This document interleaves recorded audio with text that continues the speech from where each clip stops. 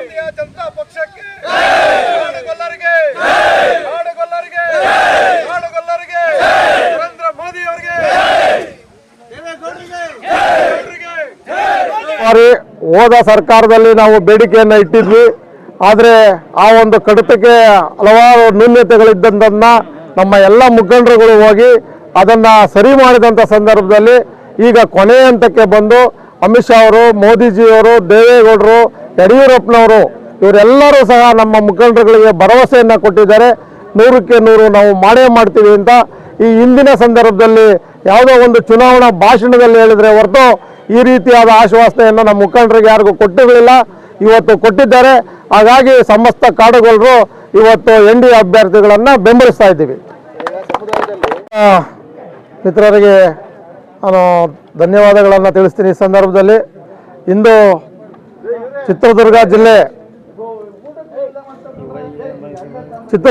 ಜಿಲ್ಲೆ ಶಿರಾ ತಾಲೂಕಿನಲ್ಲಿ ನಮ್ಮ ಕಾಡುಗೊಲ್ಲರ ಸಭೆಯನ್ನು ಏರ್ಪಡಿಸಿದ್ದು. ಕಾಡುಗೊಲ್ಲರ ಎಲ್ಲ ಮುಖಂಡರು ಸಹ ಈ ಒಂದು ಸಭೆಗೆ ಒಂದು ಆಹ್ವಾನ ಕೊಟ್ಟಿದ್ದು. ಆ ಸಭೆಗೆ ಎಲ್ಲ ಮುಖಂಡರು, ಗೌಡ ಪೂಜಾರಿಗಳು ಸಹ ಆಗಮಿಸಿದ್ದು.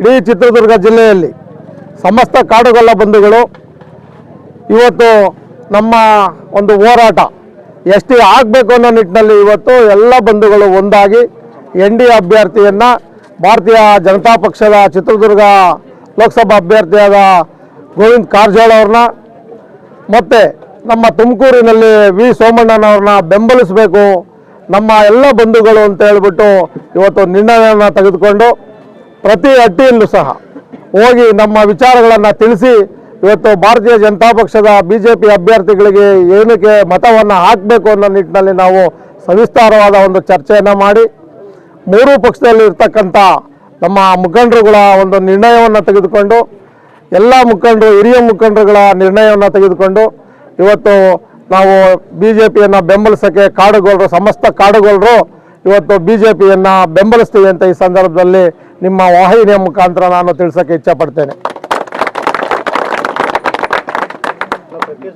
ಇವತ್ತು 3 ಪಕ್ಷದವ್ರಿಗೂ ಸಹ ಅರ್ಥ ಆಗಿದೆ. ನಾವು ನಿರಂತರವಾದ ಹೋರಾಟವನ್ನು ಮಾಡ್ಕೊಂಡು ಬರ್ತಕ್ಕಂಥದ್ದು ST ಹೋರಾಟಕ್ಕೆ. ಅದನ್ನು ಮನಗಂಡು ಇವತ್ತು ಎಲ್ಲ ಮುಖಂಡರು ಸಹ ಒಕ್ಕಲಿನಿಂದ ನಮ್ಮ ಬೂತ್ಗಳನ್ನು ಇವತ್ತು ನೋಡ್ಕೊಬೋದು.